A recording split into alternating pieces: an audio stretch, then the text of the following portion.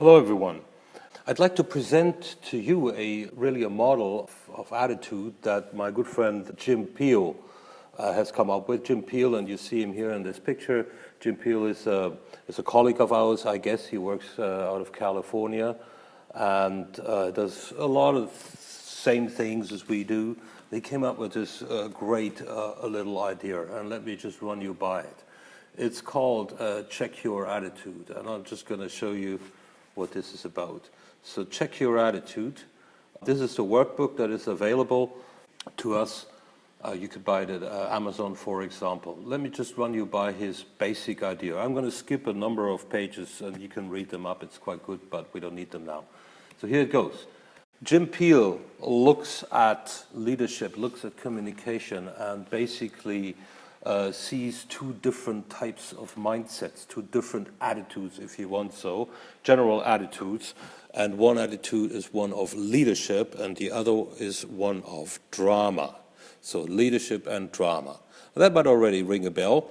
So how does he distinguish between the two? Basically, it's a drama always has a negative intention, not necessarily a conscious negative intention, but there is some kind of negative intention in it, whereas leadership has fundamentally positive intentions. So, for example, you could say, when you are in the attitude of drama, you're looking for what's wrong, whether when you're in leadership, you just assume the best. So in drama, you find faults, you see yourself better or superior as others. You maybe invalidate or insult. You might be hostile, critical, and so on.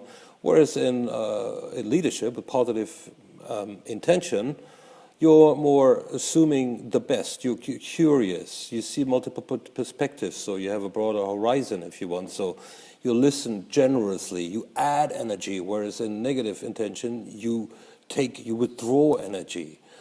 In leadership, you build trust, and so on. So I guess that all rings a bell as something that we've heard before in different models or talks. And that's great, because it really ties in well with what we do. And this is a great chart. And if you look to the bottom half of the chart, you see adversary, rescuer, and victim. Now, does that ring a bell? Doesn't that remind you of Eric Bern's game theory, where you have rescuer, victim, and prosecutor? It's very much the same. And then he adds a fourth, which is the cynic. When we have given talks about psychological games, I think we always were at least I was, a little bit thin on the question of, so how do you get out of the game? We basically told them, well, you're going to have to, first of all, recognize that you were in a game. Then you have to ask good questions and whatnot. Jim Peal, with this model, gives a great idea of how to get out of that game.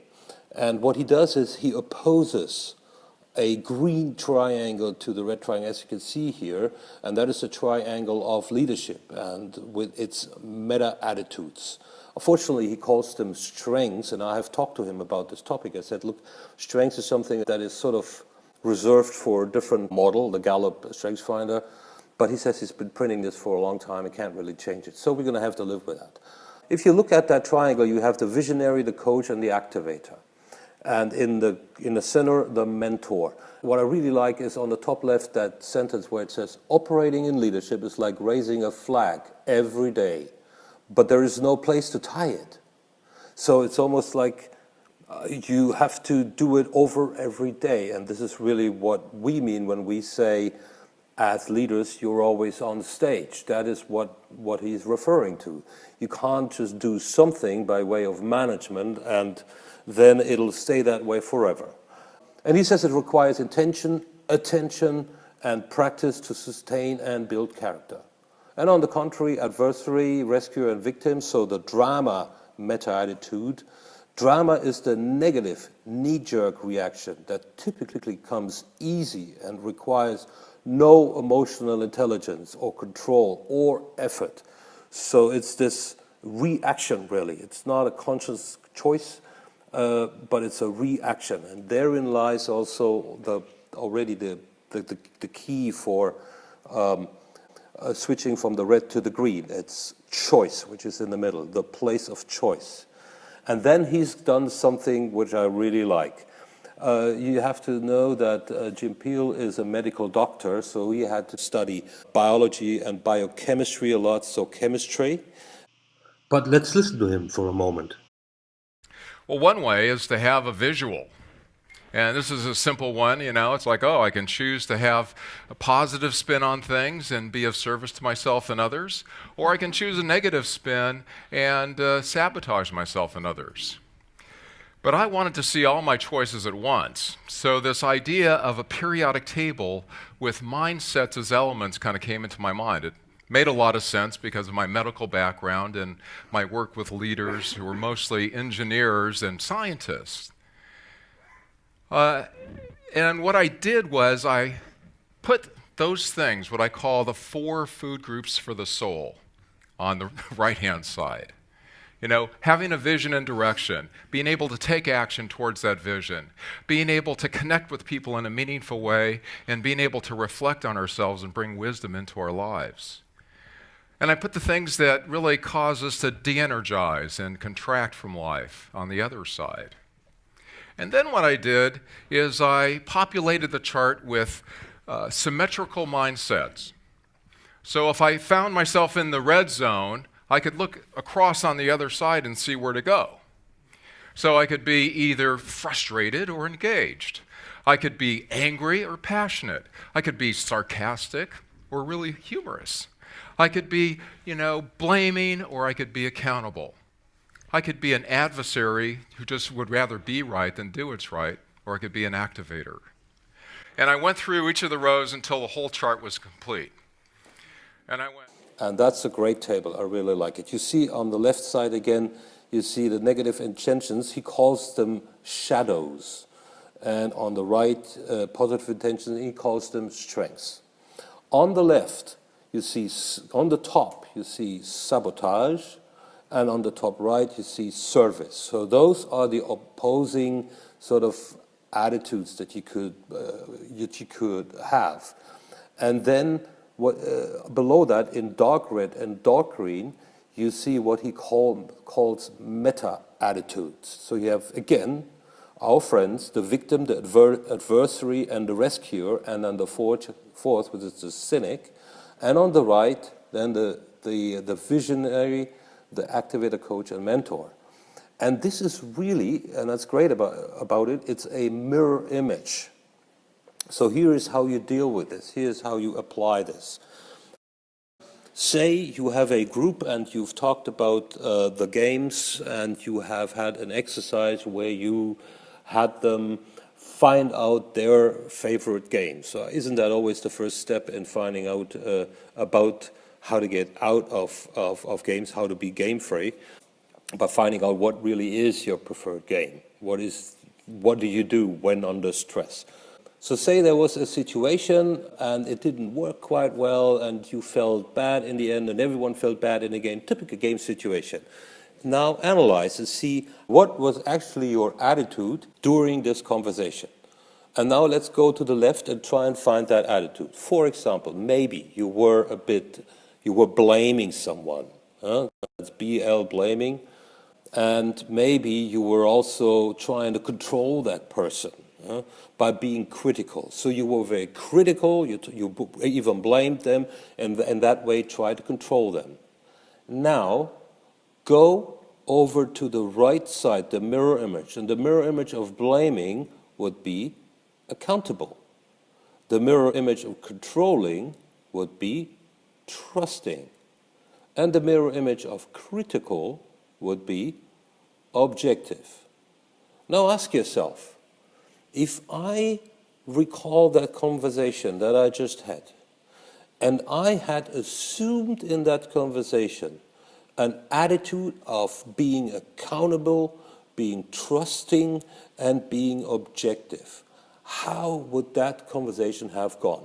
And in seminar settings, you might actually have them role play this and say, okay, let's look at the situation again, and now talk to that person from a place of being accountable, being trusting, and being objective. So you trust that person. you hold yourself accountable for all the outcomes of this conversation. You won't blame anyone. You are in charge. Whatever you say, that will create results.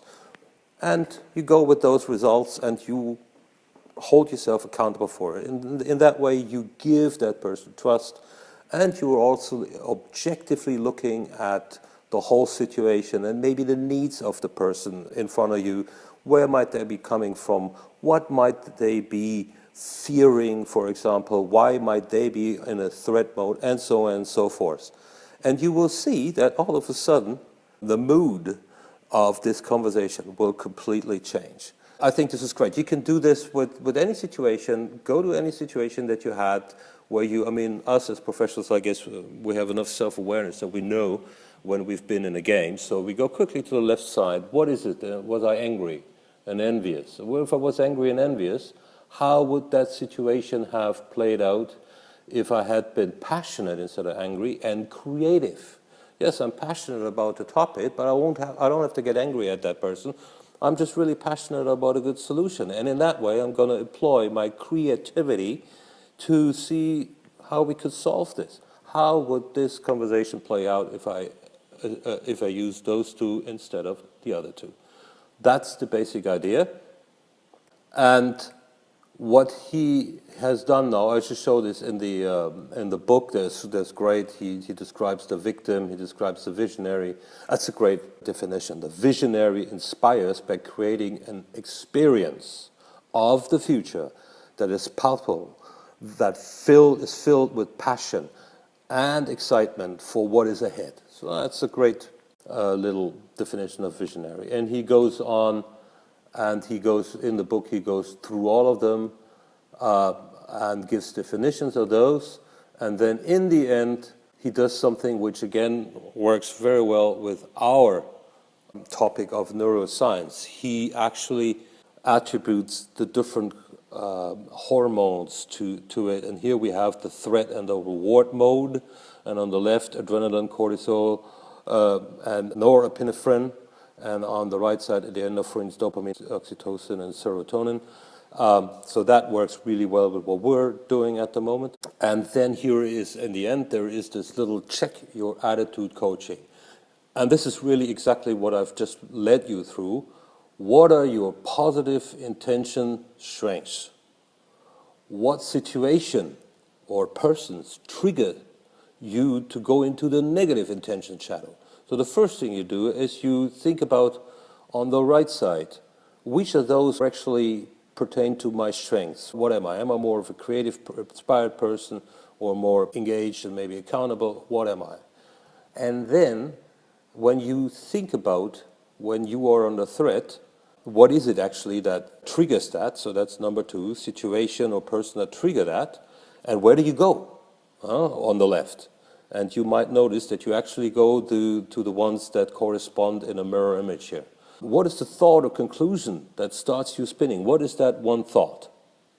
And now the very important point 3. Step into the choice point. Pause for a moment. So now we're stepping out of this vicious cycle of action and reaction, but we stop, we pause, we take a few breaths, clear our emotional mind, and calm our thoughts, and then look to the other side. What positive intention strengths would be useful in this situation? Then play the situation in your mind from your positive intention strengths, from that place, and look at the difference that it makes in the way that you feel, that you think, that you act, and possibly then how that other person will react. And then as a fifth step, sort of like a future pace, what reminder or anchor can you put in place to shift yourself quickly to your positive intention strengths next time? So next time you are into that game, can you do something in your mind? Can you remind you of something, maybe that table here, and say, wait a second, stop. Let's take a deep breath. What is the attitude of service that I could take on in this situation? So I think this is a great thing. Any questions, just contact me, and we'll can take it from there. Take care. Bye.